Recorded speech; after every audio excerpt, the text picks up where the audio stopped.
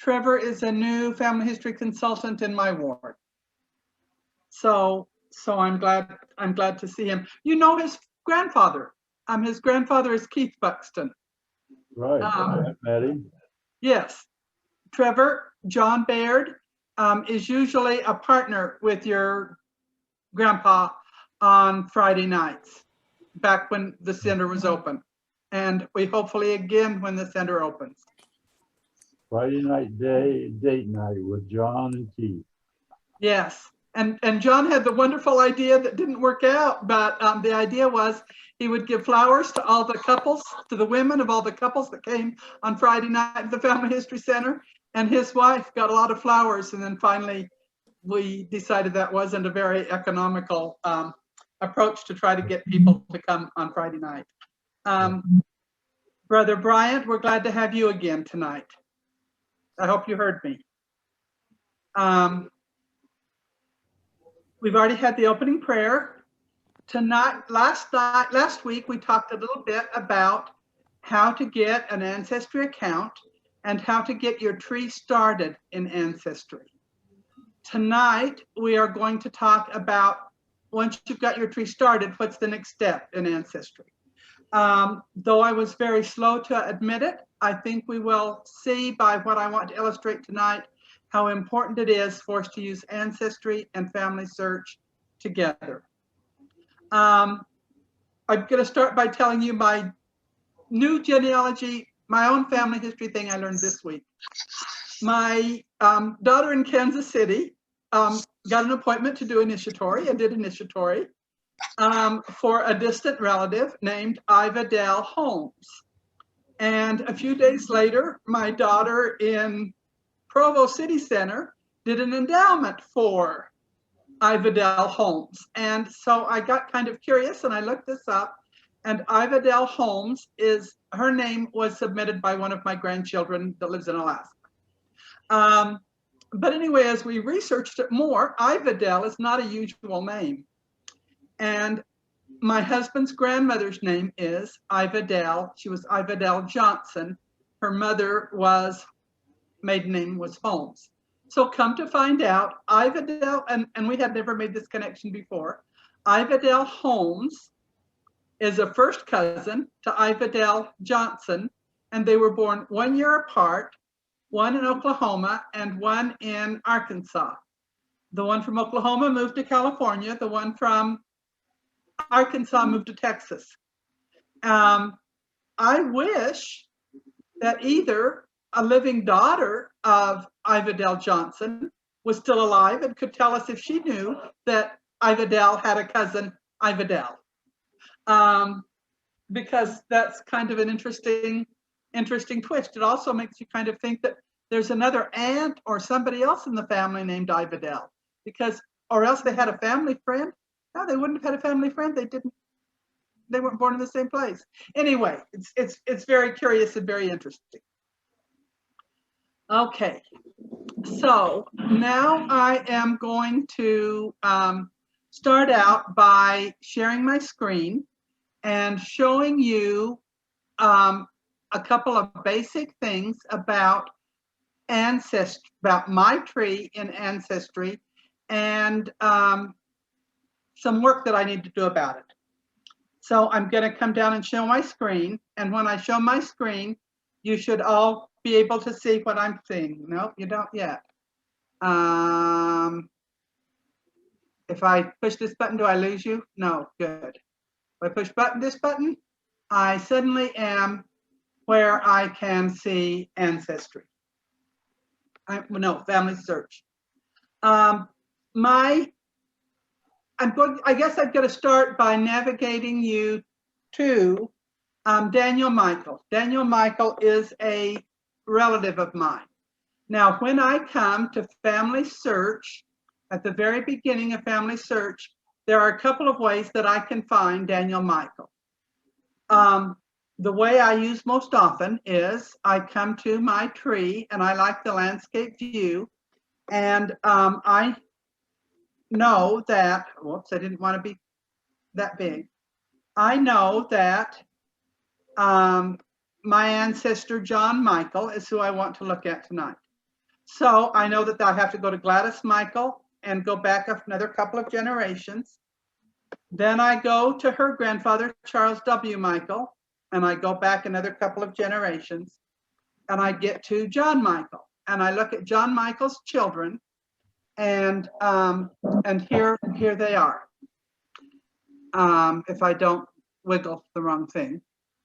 Now, I've learned quite a bit of all of these children because I've researched them a lot. I was the first one that I knew of to put together the family of Hugh Michael and worked on it a lot.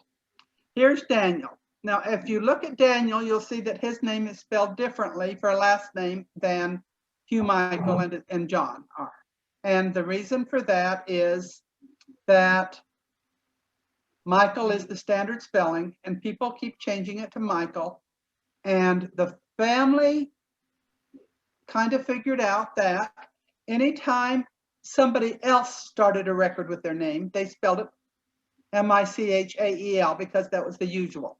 Anytime family members started a record, they spelled it M-I-K-E-L.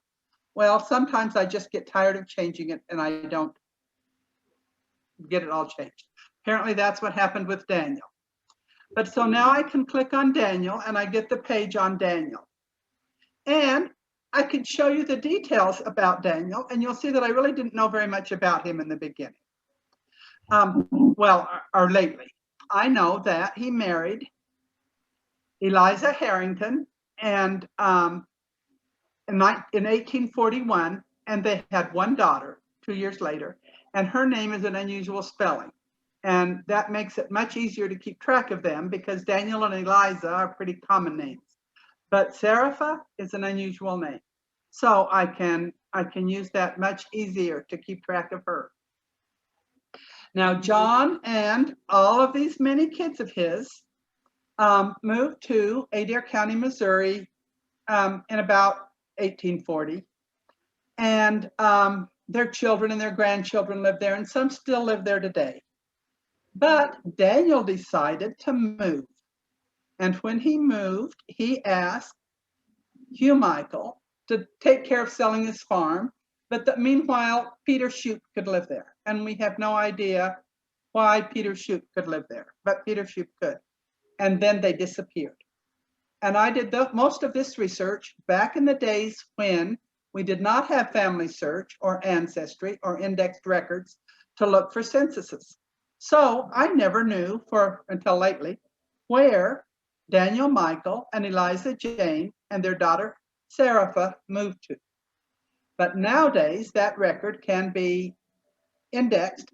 So I was able to do some source record, look at some sources, and I was able to just do a search for Daniel, or I could do a search for Serapha with the father of Daniel, and lo and behold, they show up in Arkansas. And I would not have suspected them to show up in Arkansas, but they showed up in Arkansas, and living with them was a lady whose name was Polly Shoup and a child named William Shoup. But who in the world is Mary Shoup and who in the world is Polly Shoup? I have done enough research on these families. It's interesting, when the Michael family decided to move from Illinois to Missouri, everybody moved. All of their children's in-laws moved. All of their children moved, their children's spouses, their children's in-laws. They just really moved en masse to Adair County, Missouri. But there's no Shoups. Nobody else married any Shoups. I just have been at a loss as to what the relationship with the Shoup family was. And for years, I just had kind of given up on Daniel. And it was just in the last year that I looked for an indexed record of Daniel. And lo and behold, I found him, like I said, in Crawford, Arkansas. Now you can see I've got lots of records that have been found about Daniel, and I'm not the only one that found them. Somebody named Deborah Lynn also found some. And so I know that there's at least one other person that's researching this family, and I probably should send Deborah, if I click on here, I can send her, her email is listed because she told her email when she set up her Family Search account, or else I could send a message to Family Search and Family Search would send it on to her. I probably should do that. Okay, so now we know, we can see here that 10 sources for Daniel Michael and information about his family, and a collaboration note which says, who is Mary Shoup? So now if we go and look at the same person in Ancestry, well, let's go look at my tree in Ancestry. So if we go look at my tree in Ancestry, when I first open up my tree and I click on my tree's name and I open it up to Ancestry, this is the family tree that I see. Now, if I click on the home button, I will see my whole family tree and not just where I left it last. So if I come on over here and look, I can find John Michael, who is the father of Daniel, and I can look at him and I will see his profile, and his profile is his person page. Now, what's different in Ancestry is that instead of having details and sources and timeline and memories like I have in Family Search, I have life story, facts, gallery, and hints. And his life story is his story of his life written by a computer. So it just took the information that was obvious by his birthday and so on, and it writes a life story. The facts is the main page. Gallery is going to include any photos that have been attached to him. And I am thinking that, oh, there are some. I was thinking I didn't have any. And then hints. But I'm going to start out with facts. And in the middle of this page, oh, I know why it's different than I was expecting.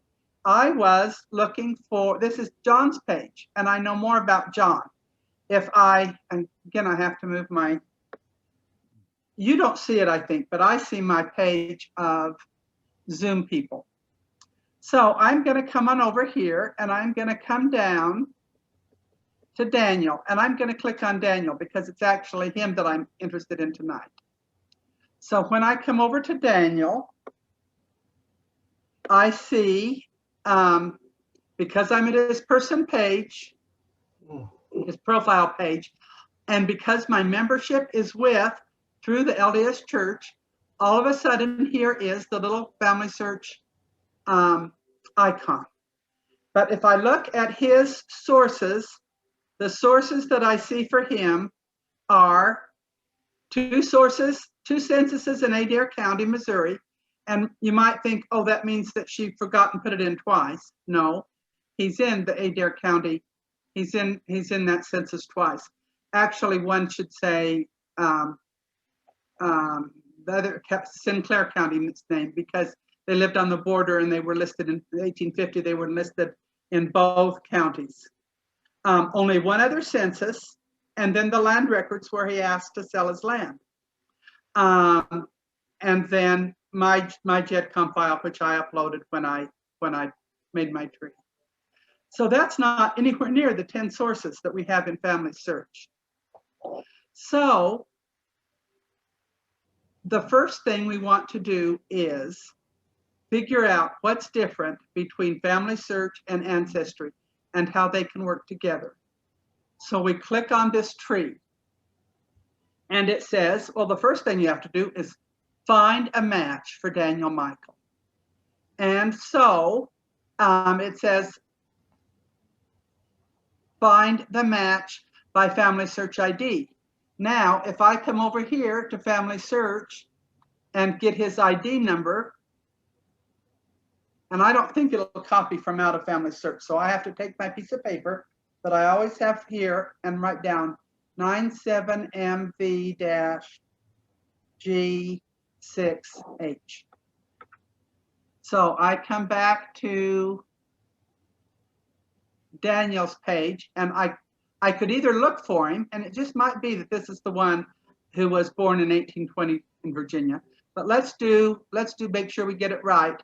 by doing the number in Family Search.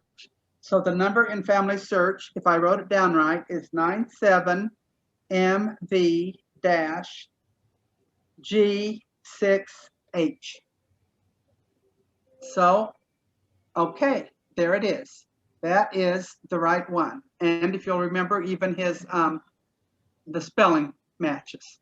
Now I can look at these different things and confirm this side is what Family Search says, and this side is what Ancestry says.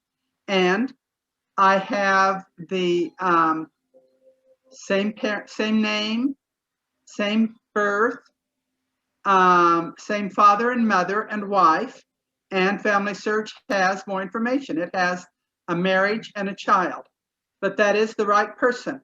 So I clicked connect the person. And now I have a little check mark here because it says, yes, this is the same person that's in Family Search. Now I click it again and I get some options. Kind of nice to know. All of his temple work's done. And so, and I've just compared him to the person on Family Search. So now I want to look at this, compare him, look at the person from Family Search. Well, actually, that's just what we did, isn't it? So we really need to do that one again. But now, add relatives from Family Search. If I click on that, it says, add, I can either choose to add one family member and choose father, mother, or spouse, or I can click add 4 generations of his family. It's not letting me add 4 generations because he's not the last, he's not the end of the line person in Family Search. But so now I click who do I want to add? It says it already has in Family Search his father, or that I already have those. But let's continue and see what it shows us. It shows us that Family Search says his wife was born about 1826. Ancestry says he was calculated to be born in 1826. That's the same. But the selected person is a match. Now it says if it doesn't match, add as a new person. It is a match. Why isn't it letting me click? It wants me to switch from calculating to put about. So I'll do that. And now it says Sarah or Eliza Jane Harrington is now listed as his spouse in Ancestry. Now, in that case, we didn't learn very much. Let's go down to their daughter and see if by clicking her daughter, if we will get anything different. So now this is Serapha's page. So it says that the ordinance details are in process for her, but it says that I could add relatives from Family Search. It says that I can add her spouse and her children. Family Search knows those. And so in fact, let's just, yeah, so let's add those. And so it says that in Family Search, she has a daughter named Ruth and a son named Dave. Well, they're not the same. So we're not going to take that as a match. It says that Ruth, however, can be linked to her father if I click save. So I can do that. And now Serapha's daughter, Ruth, has a father. In order for Serapha's daughter, Ruth, to have a father, Serapha has a husband. So I was able to transfer Serapha's husband's information over from Family Search. And I was able to do that without retyping everything. And that is what is neat about these connections that we can make from Family Search, is that we can add them without having to retype them. Now, here is something that is really neat. It is called a tree search. So if I go to Nancy, this is my tree's name. Beside it is tree search. On some screens, tree search is over on this side of the screen. But if I click to tree search, and now again, I have to move my Zoom things out of the way. It gives me the option of typing in names. And so if I type in the name, let's type in Ruth Ferry. How was that spelled? Was it spelled F-U-R-Y? Yes. So now I can click on that and it takes me right to Ruth's page. Maybe instead of that, I wanted to find my mother. I could type in my mother, and all of the people in my file whose first name starts with Esther are going to suddenly be on this list. That means that it is going to go through the 6,000 people that I have in my family tree and pull them up that fast, which is remarkably fast way to be able to find somebody else in my file. Now I can do that again and go back to Serapha. Serapha Michael. And so I've gone back to her. Now let's compare how to do this in Family Search. On Family Search, if I want to find somebody else, I have 3 main ways to do it. The first way would be to go to Tree,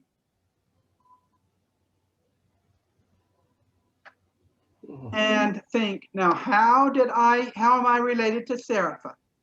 And I could do the same thing I did before, where I chose my grandmother, and then I clicked and I got her grandfather, and then I clicked and I got his grandfather, and then I clicked children and I got Daniel.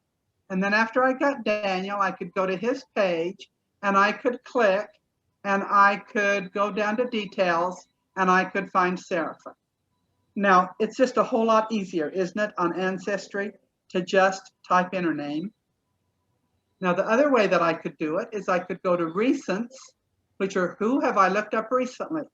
And here I have looked up recently this list of names, and I can go down until I find Serapha. Or I could go to Find. And so when I go to Find, I have to either put in her ID number or else her name. And I didn't write down her ID number, so I have to find her name. So Serapha is an unusual name, so it should find easier than some. And her maiden name was Michael. M-I-K-E-L might not work. It might only take M-I-C-H-A-E-L. She's a female. Her birth year was, I didn't write it down. So but her father is Daniel Michael. And so then I can go down to the search button, to the find button. And she came up at the very top of the list. But if she hadn't, I would have to go down through this whole list and look for people with that name who have the same parent. So that was not nearly as quick as it was in Ancestry to just be able to go to the tree search. Now, why does it work in Ancestry and it doesn't in Family Search? The reason it works in Ancestry and it does not work in Family Search is because in my tree on Ancestry, it just has the people that I said were mine. It is a private, it is an isolated tree. It's just my tree. Whereas Family Search is a community tree. It's everybody that's put in the same information. And we've talked about that before. But this is an example of how it's different in the two sites, an actual seeing what difference it makes. Now, my husband just pointed out that Serapha then becomes my first cousin 4 times removed. Now, we want to talk more about these other tools that are in Ancestry. So over here's the Tools button, and we click Tools. And immediately we can do these different things. Immediately we could click View in the Tree, and we would go back to my pedigree chart, and it would show where she is.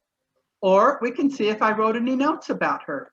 We can click View Notes, and I didn't write any notes about her. It might be good to write a note that says, we have to figure out and verify why Polly Shoup lives in the same household as Serapha Michael.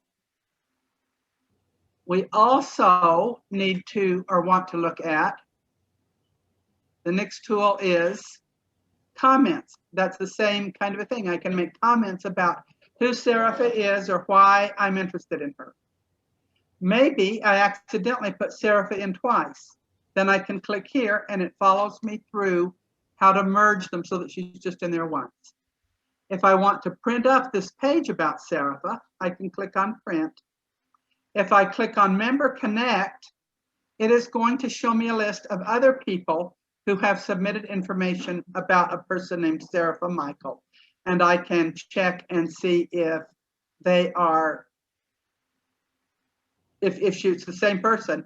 And maybe I want to send them a message and communicate with them. Maybe one of them knows why Polly Shoup often lives with the Daniel Michael family. So that is a good thing to do. So these tools become very important in Ancestry in managing our own tree. We could do most of those other things in Family Search, but we don't have the list of tools to tell us to do them. We have to remember that that's what we want to do and to do it. Okay, now the next thing I need to do as I'm trying to work together between Family Search and Ancestry is I have to come to hints. Now in Family Search, our hints are those little blue squares that say hints. In Family Search, in Ancestry, they are leaves, or in this case, it's just the word hints. So I'm gonna look up the hints. Now, something that I want us to remember is that Daniel are in Ancestry. Let's switch to Daniel. Well, let's just go ahead and follow this through. Anyway, it says that Serapha has 8 hints. So let's see what they are. The first thing it says is that 3 other people have made a tree on Ancestry that they're calling private. They're letting everybody look at it. And so I want to see what they know about her. 3 different people. The first one is Sandra Houston. And so on this side is what Sandra knows about Serapha. And here's what my Ancestry tree says about Serapha. So I'm going to click in this square, which is going to allow me to compare them. And I'm going to see that she says that Serapha was born in 1848, and I say 1843. She says she has 3 sources about that. I say I have 4 sources about that. That's quite a bit of difference. She does not know who her parents are, but she knows that she was married to Michael Fury. I also say Michael Fury. I have discovered that sometimes in the census his name is spelled F-U-R-Y and sometimes it is spelled F-E-R-R-I-E. Then this says that she has 5 children. I only know of 2. So that is very interesting. I am going to want to check out those other children. And so I'm going to want to write down on my piece of paper, I'm going to want to write down that Serapha, according to Sandra Houston, has more children. And I'm going to want to review those children and find out if I agree with Sandra Houston. Then the next person is somebody named Carolyn Hinsey. And I think I have seen her name before. And she says that she has 4 sources about Serapha, but the only thing she knows about are her parents. And then somebody whose names are Steve and Julie Dick have a tree that they have named Uncle Tim, and they know about parents, but they don't know anything else. So the one that is going to be interesting to me is to come back and look up later those other children, because that'll be quite something if I can get temple work done for 4 more children. So I'm going to unclick for the right now, since I'm not searching that further right now. I'm going to unclick the family trees, and I'm going to go further down. I think, in fact, I have to go backwards.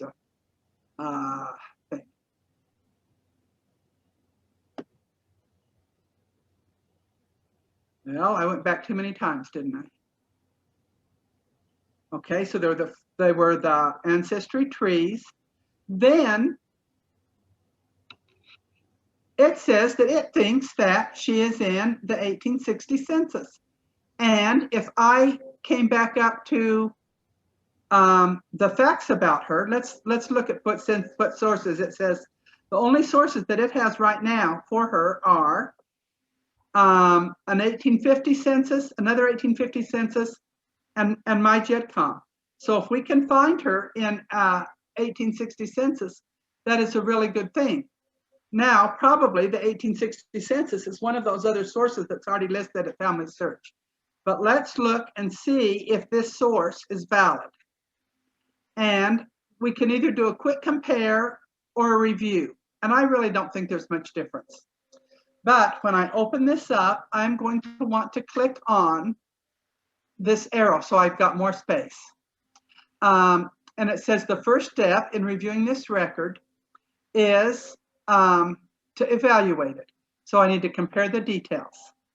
So in my tree, it calls her name spelled with an H. Here, the census taker wrote down her name spelled with a T.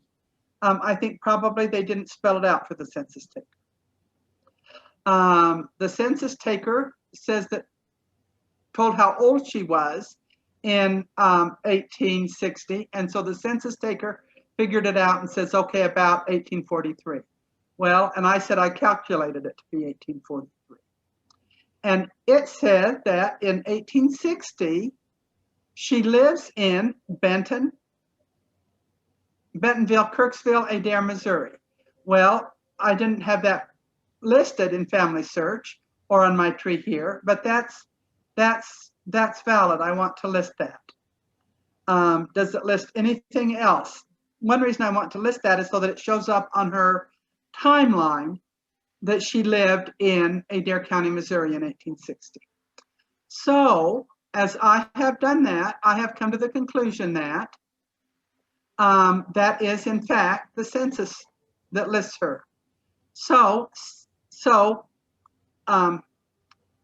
yes, I've compared it. Now I come down to the bottom again. On one of these arrows, I come down to the bottom and say, yes, I want to save that to my tree. Which one is it? Maybe it's back, you know what it is? It's back to, I need to turn out of this one.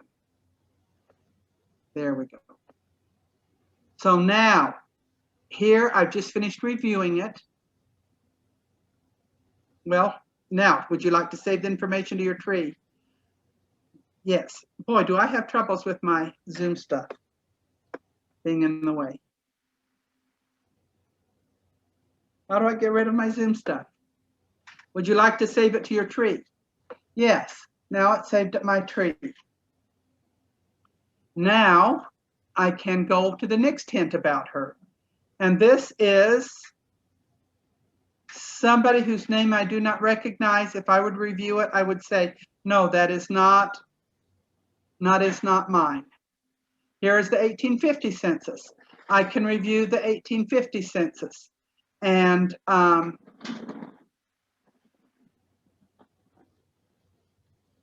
find it. This one looks interesting. The 1880 census has a Luella Fury. I guess I haven't looked at that one. So I don't know if Luella is the right person being married to Michael, if that is really Serapha and it was misindexed or what, but I'm not going to take the time to do that now. But now I'm going to come back up to the trees. I'm going to say that I've researched all of the hints, and now I want to compare what's on this tree to what's on Family Search, because now I have a new source for Serapha. So I'm comparing them. So it says, this is what Family Search, my tree on Family, what Family Search tree knows about her. And this is what the Ancestry tree knows about her. So what is her name? And it says that I have 7 sources in one place and none there. Now down here it says that 5 sources compared to none. But now let's look at these specific sources. Here it says that we want to come down to a source that we found. We found that, well, we could look at all of these. It says that Family Search says that she's been found in the 19th census, and that's been attached on Family Search. And so, because I'm pretty sure that I was the one that did that, I'm going to go ahead and click that. And it's going to say, okay, this is new information if you move it over to Ancestry. The down here we have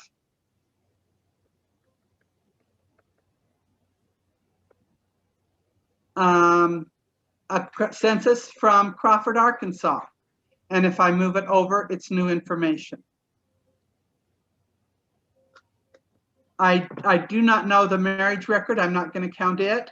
The 1880 census with the different spelling, I'm not going to do it for right now. The 1900 census, if I'm remembering in my mind, the one census shows her living next door to Mike Ferry, and Mike Ferry has a child and a wife named Catherine. 10 years later, the census shows Serapha as being married to Mike Ferry, with her having a stepchild of that name. So apparently his wife died and he married the next door neighbor. The other one that we searched for, though, was the 1850 census. So we know that that's one that's there, so we want to transfer it over. Now, if we keep going through this list of ones that Family Search has, we searched in Family Search earlier and found these censuses, and I did earlier in the week go through those. And so I know those. So I'm clicking, comparing what's on one side of the screen to what I know about on the other side of the screen. And when I am finished doing that, I click Save Changes. And this is the miraculous thing that happens. When I click Save Changes, look at the sources that are now on her page on Ancestry. All of the things that I clicked are now showing up as being a source on Ancestry. And if I go back to Family Search, anything that I had clicked, on her page that wasn't already on Family Search would have been moved over. So that quickly, I can make the 2 sites work together to share sites. Now, I actually spent an afternoon looking at all the different censuses, looking for Serapha Michael, and trying to figure out who Polly Shoup was and who William Shoup was. One of the censuses finally listed William as being Polly Shoup's nephew, that she was his aunt.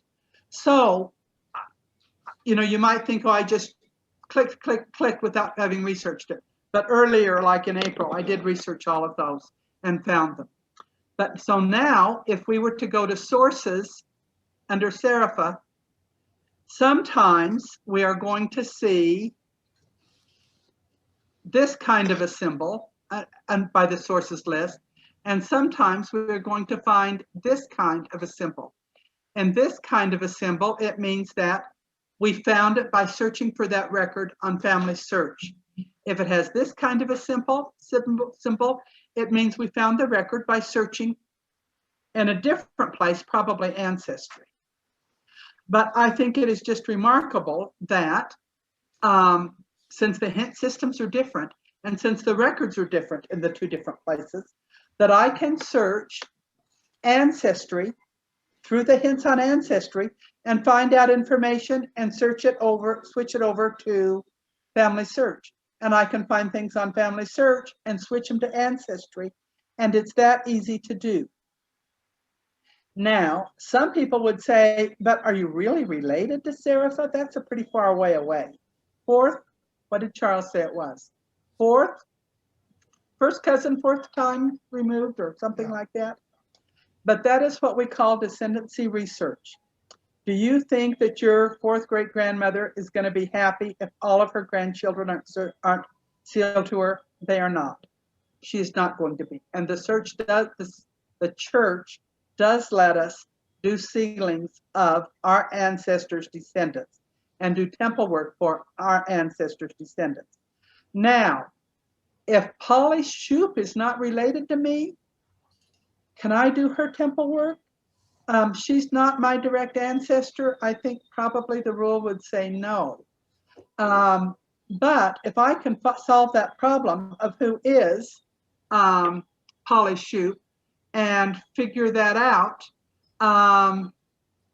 someone that is closer to her will probably want to do that temple work.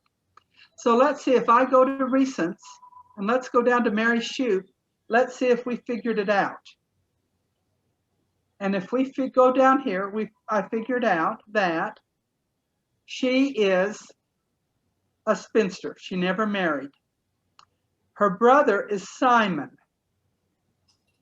And when I look up Simon, I find out that his first wife was Elizabeth McFetridge. Now, was that the same last name as Daniel's wife's last name? I think it is.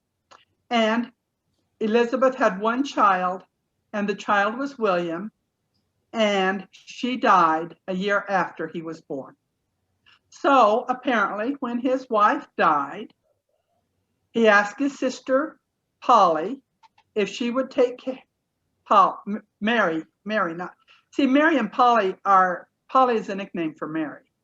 So she was listed in the census as Polly, but she is not this Polly that died in 1830. Died in 1860. She's this Mary that lived till 1906.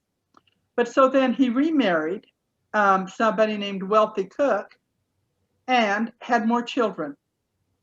And then he married again. I can imagine that as a young widower with a year-old baby, it was very difficult for him to take care of that baby. And so he asked his sister Polly to take care of the baby. And his sister-in-law, so Simon's sister went to live with his wife's sister-in-law and was included in that household as they took care of William. Families really sometimes have to work together and help each other out. And that's an example of it being done in that case. So that is the story of Polly and Serapha and their interconnections as they went through. This information was just impossible to find before indexed records. Before the censuses were indexed, so I could do a search for Serapha who had a father Daniel and find it in the indexed records, and then find out they moved to Arkansas. And I noticed something today that I'd never noticed before. I noticed that on the same page as one of those censuses in Arkansas is a Shoup family. And I haven't figured out yet, I haven't had time to look that up and see, but maybe Simon Shoup's family moved to Arkansas, and that was what made Daniel decide to move to Arkansas. But you see, I'm getting a whole story of a family here that can be very interesting, and so that's an example of how they work together. Now, did any of you make any observations today or learn anything that you want to talk about? Still 10 minutes left in our lesson. We can. If anybody has any comments, please make them.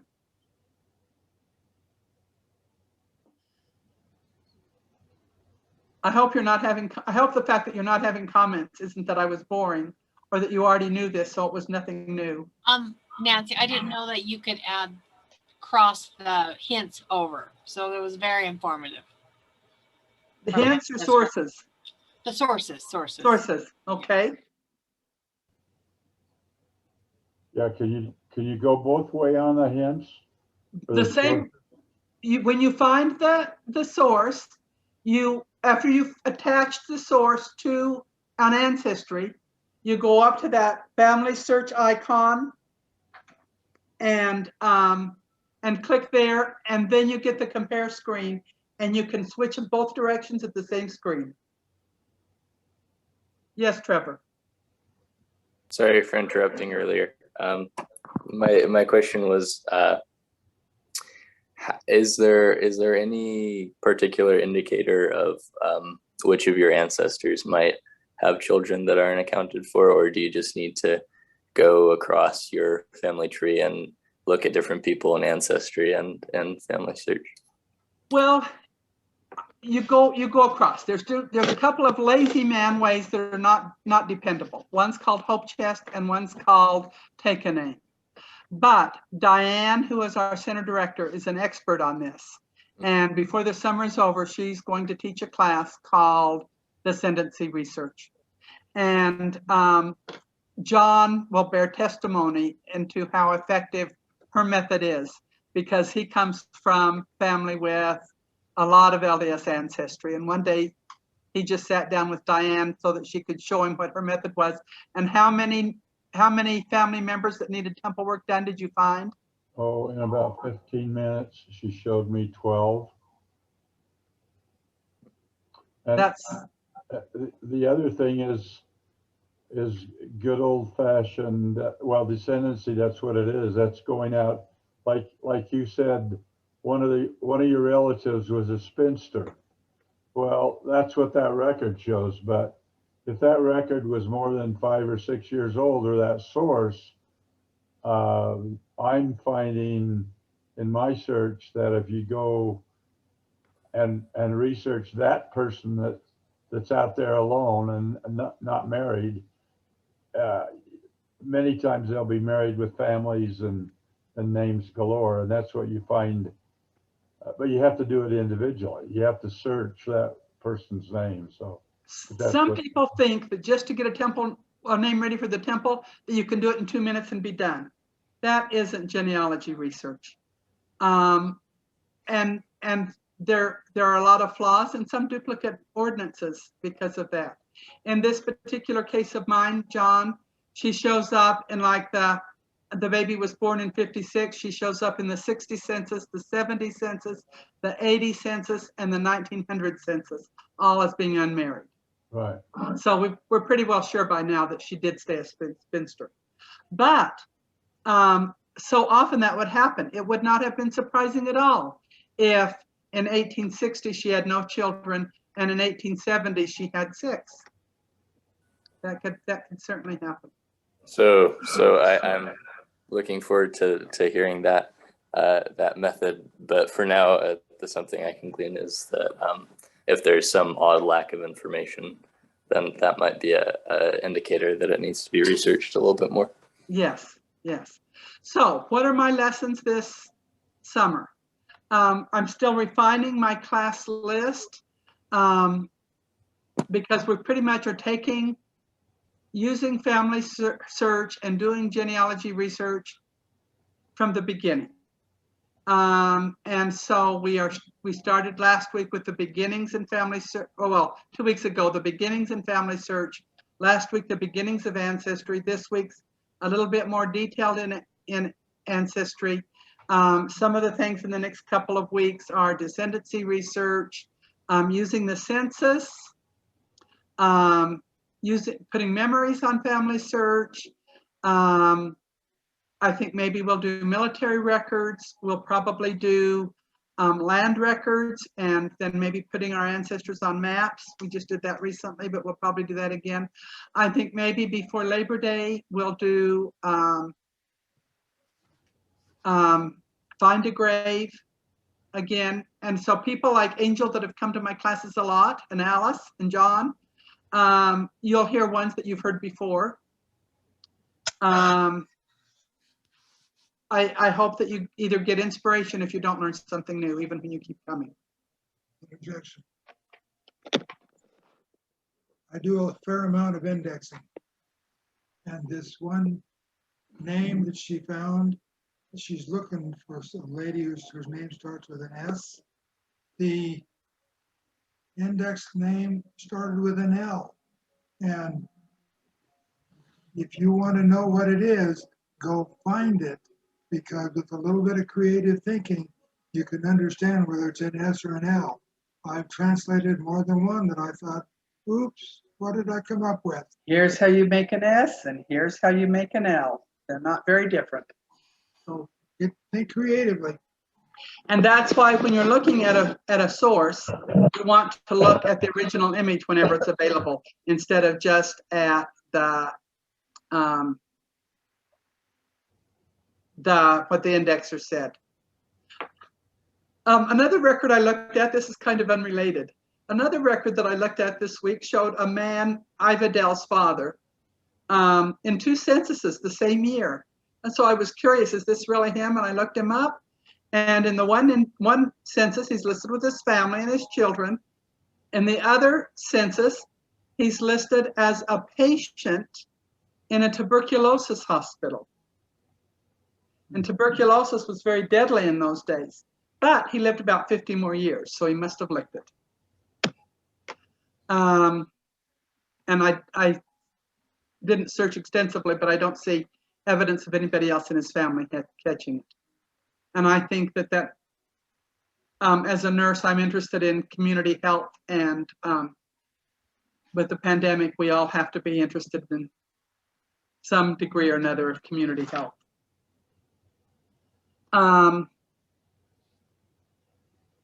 Okay, Nancy, yes, Alice. did you see my post on Facebook about Aunt Merle's recollection of the flu? No, you told me you'd found it, but then you lost it again. Well, So you put it on Facebook? Facebook. So look, Oh, okay, and I just very likely will repost it. Maybe I'll even repost it on our ward site so that people in my ward can read it. This is very interesting. We know what has happened to us as a result of this pandemic, how we have been stuck at home and how we've been wearing masks and the different things like that we've done. This is a story that my aunt wrote, and I think she was born in about 1906. So she would have been about 12 years old, something like that, when the flu of 1918 came. And so she told about how it affected my dad's family, as one by one, the family members came down with the flu, and how they had to struggle to stay alive until they'd all recuperated. The only story that I had remembered about it was that my grandmother's house plants were what they used to decorate everybody's coffins. But this is going to tell us a lot more than that. Tell us, Alice. it's a short part. My aunt wrote a story about my dad, and she included a little story about the flu and, you know, who came and helped him with the chores and who came and brought wood for them. And that the doctor didn't come, but he sent a bunch of red pills. So every day, my grandfather would go around and give each child a little red pill, and my dad wouldn't Being take. my dad. And he said, and Grandpa said, well, they're the same pills. Everybody's taking them. And he said, no, mine are redder than the others. And it was a family joke. And that's what she was saying was, you know, So he that, would have been 4 years old at the time. right. So anyway, it was just a short, just didn't tell him about mass or what was going on, and except for just that how the family got through it. Well, and a family who relies on their cows and their garden to not be able to feed their cows and to not be able to Get wood. wood to keep the house warm, you know, dire circumstances. So Alice said, and she found it again, and apparently she has, that should make sure I had a copy of it. So I think that's just something that a real record of our family history. And so Alice, no doubt, has put it on Family Search. I hope you put the title something about the pandemic. Well, it is on Family Search in Daddy's story that Aunt Merle. Okay, yes, but how many stories have you put on about our dad on Family Search? It's up to 60, so I don't know if we want to put another one on. Alice has gone through our family for years. Our other sister put out a yearly journal about a member of our family. And so when it was our great grandparents that were listed, there weren't very many stories. But when we got down to my dad and his siblings, and each one of their children and each one of their siblings and sometimes grandchildren all wrote stories about that person, it got to be pretty extensive. And since my dad has the biggest family, he had more stories written about him than anybody else. And it's wonderful that Family Search has made that source available for us to use to be able to share these stories, and not just the journals that were distributed at family reunions every year. So Yeah. so that's wonderful to have that. It really is a nice thing for people to think about for family research or genealogy, because I think it was a great thing my sister did. It was a real family. It really brought us together. And every year there were 2 issues. One issue was at Christmas, and we each just did a Christmas letter saying, this is what we did this year. And then the next one would be, starting with my grandparents, you know, everybody would write, everybody that remembered anything. I didn't write about them because I was not born then, but It started with our great grandparents. About that person and tell a little bit about them and a few things that they did, like this red pill thing. And then we went through it, and then all my aunts and uncles, and then all my cousins, and it's a beautiful record. Now, it was done my dad's was done in 87. I'm doing ones now that were the 1988 issue. And so it's kind of sad that we don't have, you know, more updated ones now. I mean, I know that I wrote about myself, and a lot's happened since 1987. So, you know, it's almost like, well, maybe I should update that story. But Well, it's really, if anybody ever wanted to do something for their family, it was a real labor of love that Ruth Ann did for us. and for a dozen years or more, she spent weeks reminding it, please write your letter. Please send me your story. So that was a beautiful thing. Yeah.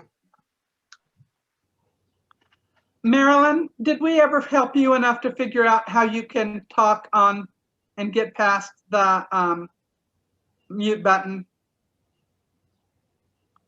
Darn it, Diane was going to try to come over to your house and help you figure it out. And she's had a busy week. It's time for us to have the closing prayer. And if you